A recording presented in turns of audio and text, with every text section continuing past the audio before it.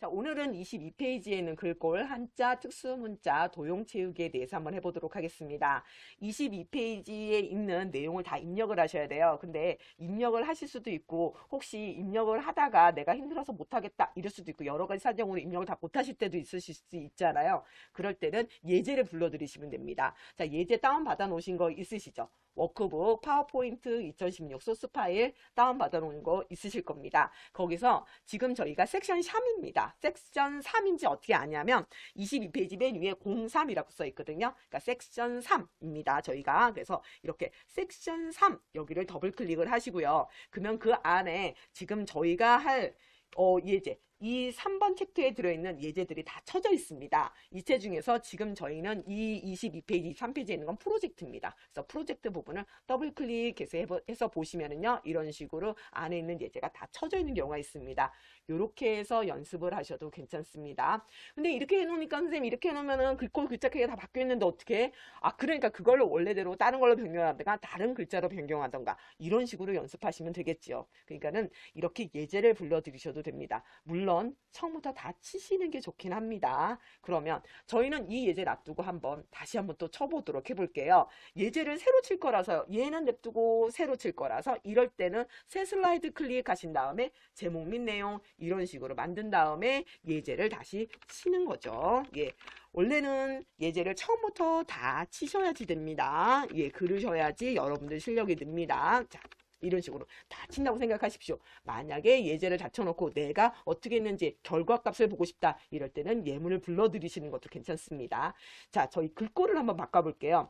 파워포인트에서 글꼴 바꾸실 때는 무조건 개체 선택을 먼저 합니다. 개체라는 건 뭐냐면요, 요 안에 있는 글씨들은 글자라고 부르고요. 이 글자 말고 이 글자 바깥에 있는 요 테두리, 얘네들을 다 개체 중에서 얘는 글상자죠. 개체는 그림도 있고요, 글상자도 있고요, 도형도 있고 표도 있습니다. 그림도 개체입니다. 다 개체. 글씨 뺀 나머지는 다 개체라고 부릅니다. 개체는 무조건 선택을 하셔야 됩니다. 선택은 뭐냐면요. 자, 클릭을 한번 할게요. 글씨 사이에 클릭을 했습니다. 그랬을 때 글씨 사이에 이렇게 점선으로 보이죠? 이 안이 개체고요. 이렇게 된 거는 그냥 클릭한 거고, 이 클릭하신 거, 이 점선을 마우스로 클릭하면 다시 실선으로 바뀝니다. 요렇게 실선. 이렇게 실선된 거를 개체 선택이라고 부릅니다. 클릭은 선택, 더블 클릭은 실행.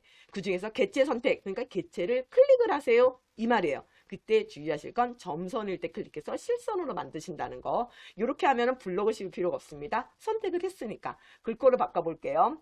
자, 글꼴은 기본적으로 깔려있는 글꼴은 컴퓨터마다 다릅니다. 하지만 보통 HY 쪽 시리즈들은 거의 있거든요. 그래서 HY 쪽에 있는 시리즈에 있는 글꼴을 한번 바꿔보도록 하겠습니다. HY 경고딕 한번 눌러볼게요.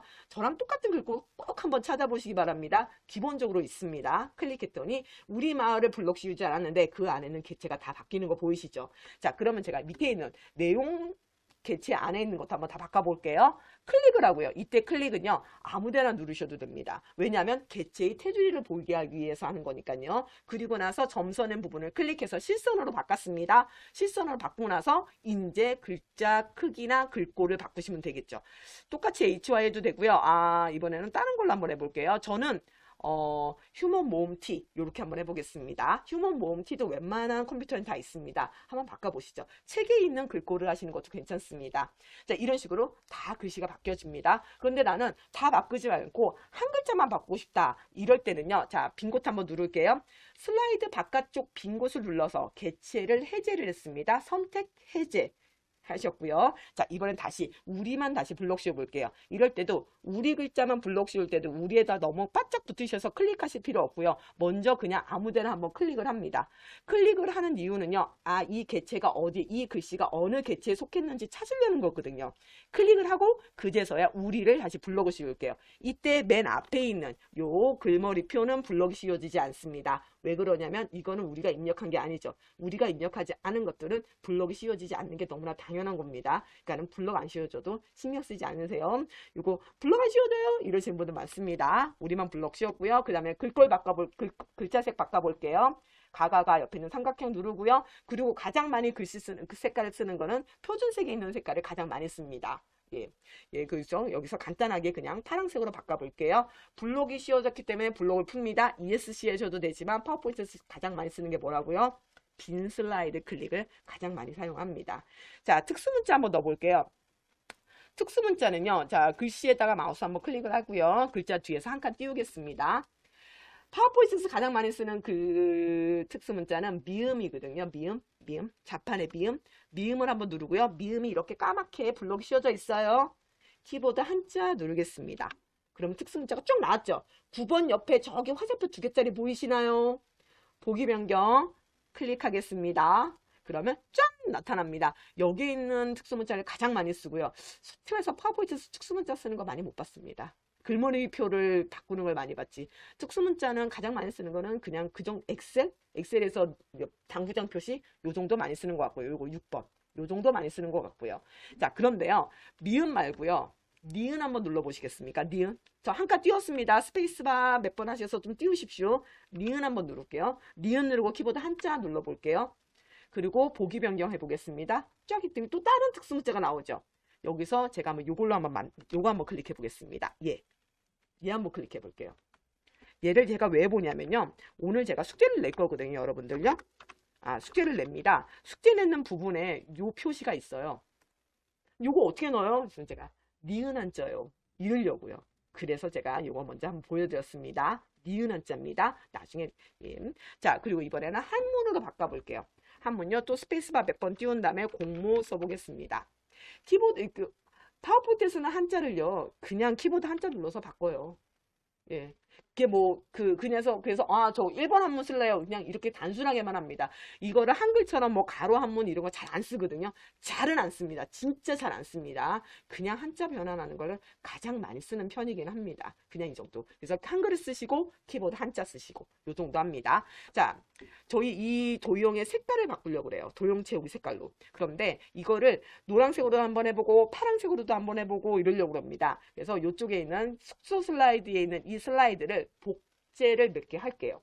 자, 먼저 한번 선택하겠습니다. 한번 컨트롤 D 눌러주십시오. 똑같은 게 하나 더 생겼죠. 파워포인트에서 많이 쓰는 단축키입니다. 컨트롤 D. 이렇게 되면 두 개가 생겼습니다. 똑같은 게. 자, 2번 슬라이드 클릭할게요.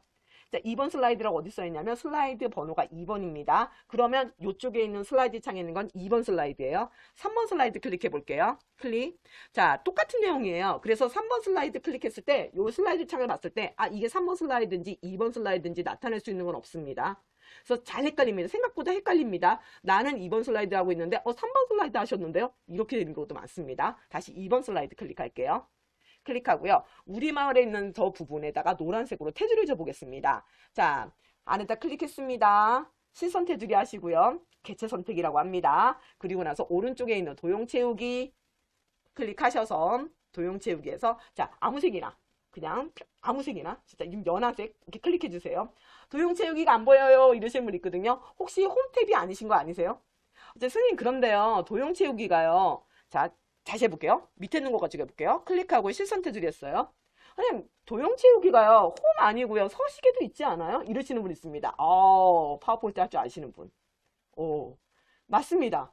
서식에도 있습니다. 서식에도. 이거 아니요, 서식에도 있던데 도형 채우기요? 서식에도 도형 채우기 있던데요. 얘가 뭐가 달라요? 자주 쓰는 건 두 개 있습니다. 자주 쓰는 거는. 사람들이 물을 많이 먹으면 정수기를 두 개 설치게 하기도 하잖아요. 그러니까는 똑같은 거예요. 홈의 도형 채우기나 서식의 도형 채우기나 똑같습니다. 그냥 가까운 거 쓰세요. 가까운 거. 그러면 얘로 해도 상관없는 거예요? 상관없습니다. 상관없습니다. 예, 똑같습니다. 자, 이번 3번 슬라이드 클릭해 볼게요. 3번 슬라이드. 아무것도 없죠? 지금 여기는 3번 슬라이드예요. 3번 슬라이드. 축소 슬라이드에 3번 슬라이드 클릭했기 때문에 슬라이드 창은 여기는 3번 슬라이드입니다. 여기는 초록색으로 바꿔볼게요. 클릭. 실선 테두리 도형 채우기에서 초록색. 그러니까 제가 홈 탭에 있는 도형 채우기 누르세요. 서식 탭에 있는 도형 채우기 누르세요. 이럴 때가 있어요. 하지만 도형 채우기는 어차피 똑같은 겁니다. 가까운 거 쓰시면 돼요. 이런 식으로 초록색으로 바꿔봤습니다. 자, 지금 보면은요, 슬라이드가 총 몇 개냐면 3개고요. 네, 이 중에서 선생님 나 1번 슬라이드 요거 지워버리고 싶은데요. 이럴 때는 클릭하시고 키보드 델리트. 자, 어느 쪽을 클릭했습니까? 여기 슬라이드 창이 아니라 축소 슬라이드에 있는 거를 클릭해서 지웠습니다.